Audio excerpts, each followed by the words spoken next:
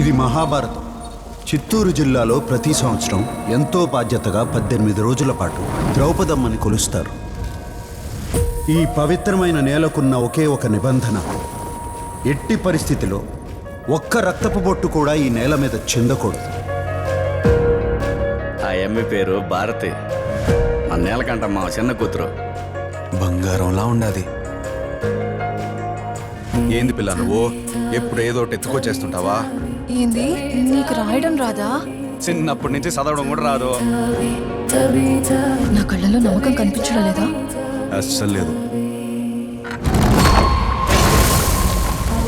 ఈ మొత్తం జాతరలో అత్యంత పవిత్రమైన స్థానం ధర్మరాజు.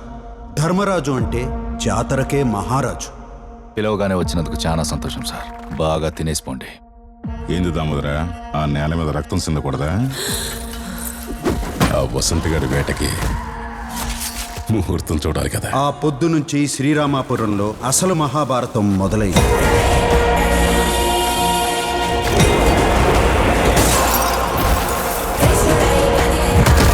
నన్ను దాటి వసంత్ గారిని తాకని రా చూద్దాం. ఈ భారత మిట్టలో కురుక్షేత్రం జరుగుద్ది.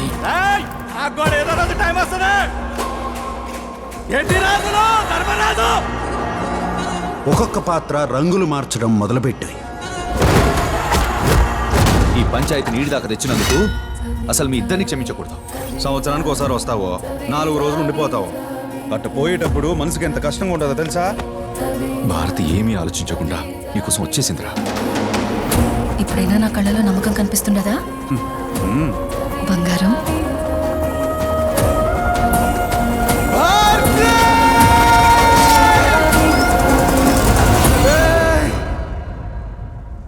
మీ కాలు పట్టుకుంటాన్రా. భారతి వదిలేండి రా, అది నా ప్రాణం. కురుక్షేత్రంలో ఆఖరి ఘట్టం విశ్వరూపం. జయ మంగళం నిత్య శుభ మంగళం, జయ మంగళం నిత్య శుభ మంగళం. చూడ చక్కని వరుడే అమ్మలాల, యాడ సిక్కని మరుడే కొమ్మలాల, ఆడి తప్పని నడకే అమ్మలాల, వేడి నెత్తుటి పుటకే కొమ్మలాల, నీల జాబిల్లి వధువే అమ్మలాల, సుగుణాలన్నీ కొలువే కొమ్మలాల, నిండు నూరేళ్ళు ఇద్దరు వర్ధిల్లాల. కురుక్షేత్రంలో శ్రీకృష్ణుడు అర్జునుడికి ఏం చెప్పినాడో తెలుసా? యుద్ధం కూడా ప్రశాంతంగా చెయ్యాలని. ఏంది అట్నే చేద్దామా?